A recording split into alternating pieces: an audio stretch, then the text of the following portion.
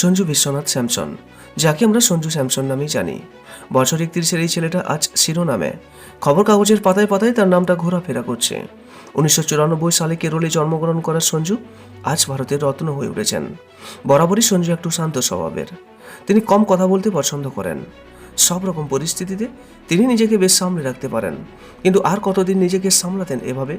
একটা সময় সঞ্জু নিজেও বুঝে গেছিলেন যে হয়তো বেঞ্চে বসে বসেই তাকে বিশ্বকাপের বাকি ম্যাচগুলো কাটাতে হবে। কিন্তু সফলতা যখন আসে, সে কি আর বলে কয়ে আসে? ক্রিকেট মহলের কিছু অংশ মানুষের ভালোবাসাতে সঞ্জুকে আবার দলে নেওয়া হলো, আর সঞ্জু নিজেকে প্রমাণ করার সাথে সাথে দেশকেও এক ধাপ এগিয়ে দিলেন।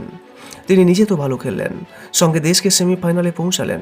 12 বছর আগে ভারতের সর্বোচ্চ 172 রান চেস করে জেতার রেকর্ড ভাঙলেন। সঙ্গে 10 বছর আগে 2016 সালে বিশ্বকাপের সেমিফাইনালে এই ওয়েস্ট ইন্ডিজের কাছে হেরে যাওয়ার বদলা নিলেন। বড় বড় প্লেয়ার তো তাদেরকেই বলা হয়, যারা বড় বড় ম্যাচে নিজেকে উজাড় করে দলকে ভরসা দিতে পারেন, ম্যাচের মধ্যে নিজের গুরুত্বপূর্ণ ভূমিকা রাখতে পারেন। সঞ্জু তো এমনই এক উদাহরণ। কে জানতো তখন যে ভারত এই ম্যাচ জিতে সেমিফাইনালে পৌঁছাবে? কে জানতো ভারত 195 রান তাড়া করে জিত হাসিল করবে?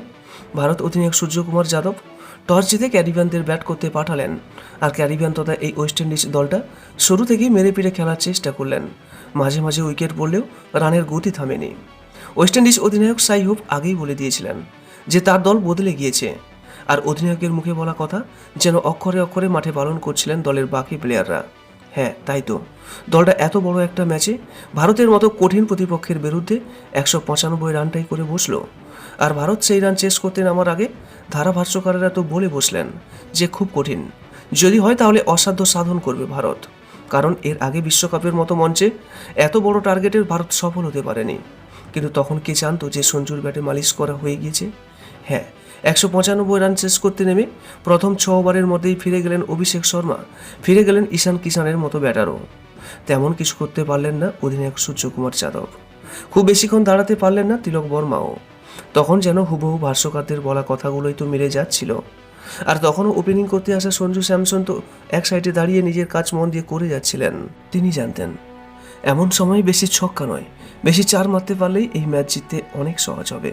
তাই তিনি 12টি 4 মেরেছেন আর মাত্র 4টি ছক্কা মেরেছেন, আর শেষ পর্যন্ত 97 রান করে দলকে জিতিয়ে সেমিফাইনালের টিকিটও পাকা করেছেন। আর অনেক ইতিহাস রচেও দিয়ে গেলেন সঞ্জু স্যামসন। আগামী দিনে সঞ্জুকে দল থেকে বাদ দিতে হলে নির্বাচক কমিটিকে 10 বার নয় 100 বার ভাবতে হবে। তবে খেলা শেষে সঞ্জু স্যামসন জানিয়েছেন যে তার এই সফলতার পেছনে 3টি মূল মন্ত্র কাজ দিয়েছে। প্রথমত, তিনি ফোন বন্ধ রেখে সোশ্যাল মিডিয়া থেকে নিজেকে বিরত রেখেছেন। দ্বিতীয়ত, তিনি তার মনের কথা শুনেছেন। তৃতীয়ত, নিজেকে বিশ্বাস করিয়েছেন যে তিনি পারবেন। হ্যাঁ, এই 3 মন্ত্রে তিনি আজ সফল হয়েছেন। হ্যাঁ, সঞ্জু স্যামসন, আপনি সর্বদা সুস্থ থাকবেন, ভালো থাকবেন এবং এভাবেই দলকে ভরসা দিতে থাকবেন। এবং ভিডিওটি ভালো লাগলে একটা লাইক করবেন এবং আপনার কাছের মানুষদের কাছেও শেয়ার করবেন। এবং নিয়মিত এরকম আপডেট পেতে আমাদের এই চ্যানেলটিকে অবশ্যই সাবস্ক্রাইব করে রাখবেন। সর্বদা সুস্থ থাকবেন এবং ভালো থাকবেন। নমস্কার।